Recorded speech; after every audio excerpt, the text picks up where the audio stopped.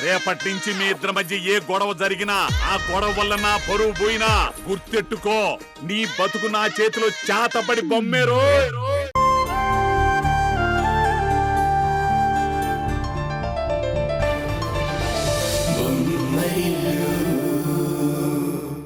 నాకు బెయిల్ ఇవ్వడానికి వచ్చిన శ్రీనిధి ద్వారా ఉష తల్లి కాబోతుందని తెలిసిందమ్మా.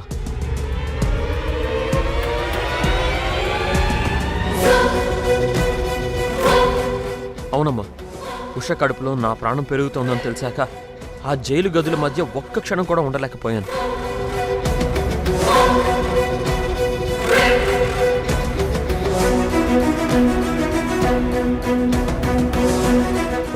తనని ఎప్పుడెప్పుడు చూస్తానా, ఎప్పుడు తన దగ్గరికి వెళ్తానా అని నా ప్రాణం ఎదురు చూసిందమ్మా.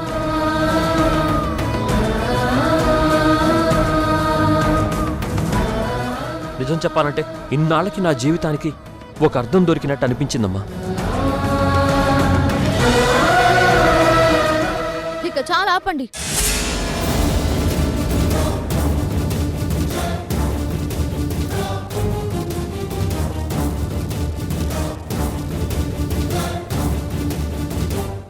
చూసారా అత్తయ్య, ఈ మధ్య మీ అబ్బాయికి తండ్రి అనిపించుకోవాలనే ఆశ ఎక్కువైనట్టుంది.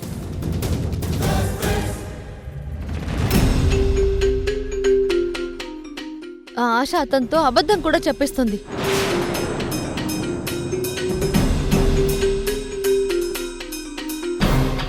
అంటే శ్రీనిధి నాకు చెప్పింది. శ్రీనిధి చెప్పినంత మాత్రాన మీరు విన్న మాట నిజమైపోతుందా?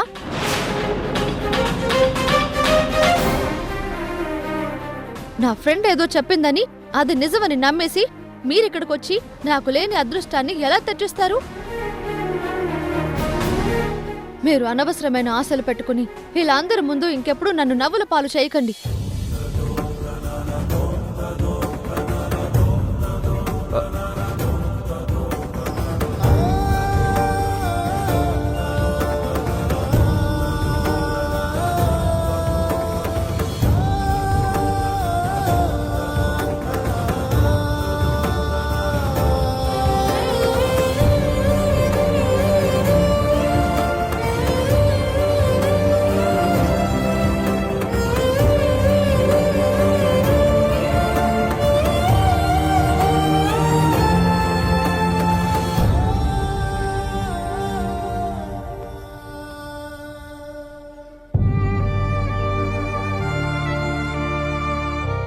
బాబు, దానికి తెలియక ఏదో ఆవేశంలో అలా మాట్లాడుతుంది. మీరు దాని మాటలేం పట్టించుకోవద్దు. పర్వాలేదు అత్తయ్య, ఒక అబద్ధం నన్ను జైలు నుంచి బయటకు వచ్చేలా చేసి ఉండొచ్చు.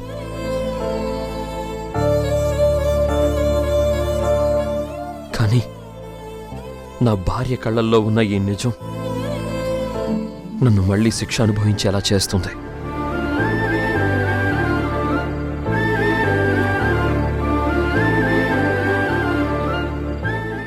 నేను చెప్పేది వినండి బాబు.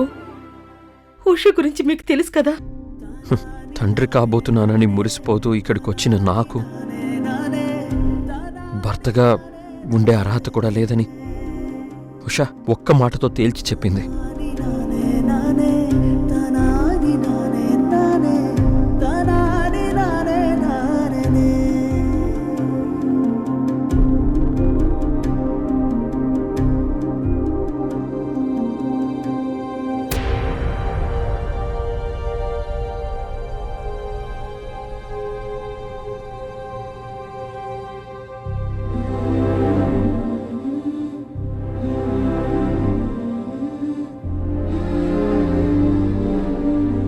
సారీరా, నిన్ను కలవడానికి వచ్చిన శ్రీనిధి నీకు అబద్ధం చెప్పింది.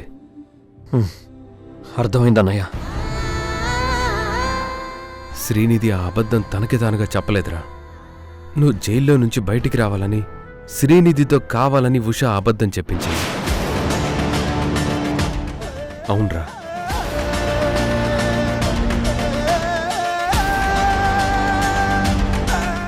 నేను చెప్పేది నిజం. నువ్వలా చెప్తే తప్ప బెయిల్కి అంగీకరించవని అలా ప్లాన్ చేసి నిన్ను బయటకు వచ్చేలా చేసింది.